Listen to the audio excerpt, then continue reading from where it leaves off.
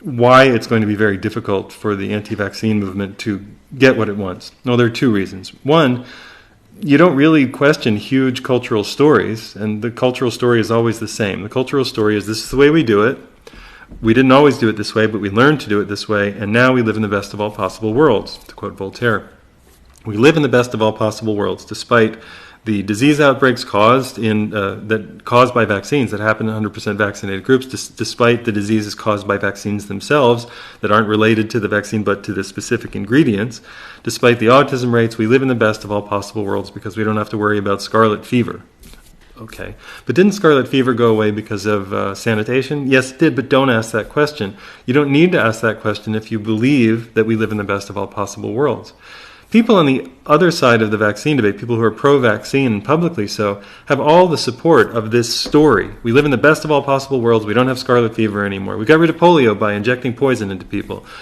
People stand up and say, but wait, didn't we spray DDT on people and that also gave them the polio, and then we changed the definition to a septic meningitis, and that kind of is where the polio cases went, and isn't it a more complex story? No, we live in the best of all possible worlds. That's all that there is. Don't ask any questions.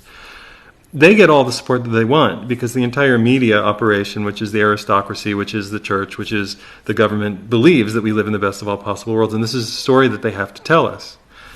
So it's going to be nearly impossible for the anti-vaccine movement to get people to say, you're right, we don't live in the best of all possible worlds. Primarily for the reason that the anti-vaccine movement doesn't know what to offer in place of vaccination. And this might be the most crucial point that nobody talks about. Vaccination is nothing if not a ritual. It is a religious, ritualized act, a ceremony.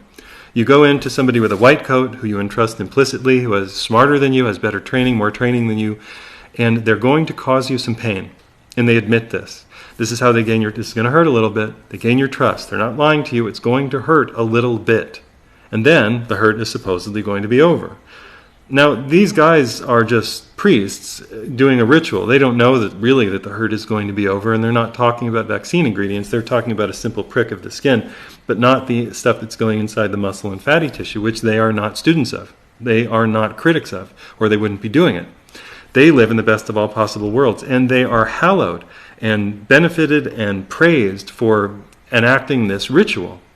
The ritual is very significant. It is very significant to go to a place where you have no control, to give yourself up to an authority, to let them do a ritual in which you are a participant. It makes you feel like you are part of something.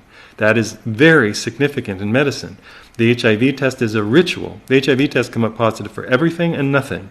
HIV tests come up positive because they are HIV tests. I can show you that literature that says we tested this test and it came up positive because the test contains elements that make the test come up positive. Clever. But you go to the ritual, you go to the priest, and they perform the ritual. You have the ritual in a place that you are not in control. You know it's going to cause you some fear, some anxiety, some pain, but then it will be over.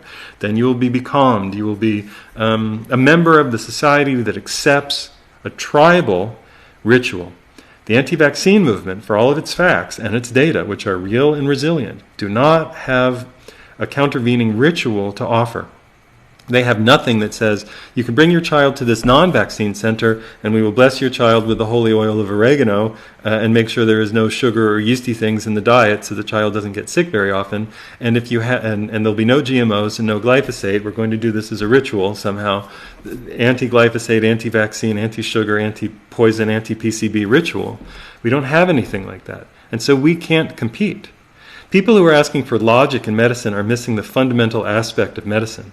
That it is a religious, ritualistic practice. And if you don't believe it, present your most pro-vaccine person with a list of vaccine ingredients and look at their response. Well, we live in the best of all possible worlds. You'll see the glazed look come over their eyes. Ask them to read the detailed medical literature as you critics have done. I've seen it over and over again with every topic. We live in the best of all possible worlds.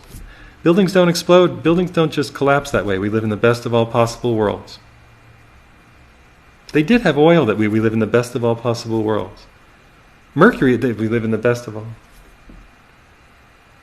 I don't know if there's a solution to it. I'd simply like to point out that we are far more tribal species, a far more mythology-driven, psychologically driven species than we are a logical species. That's why it makes it nearly impossible to get anything done in the sciences, which are, after all, a religion colored with a little bit of math.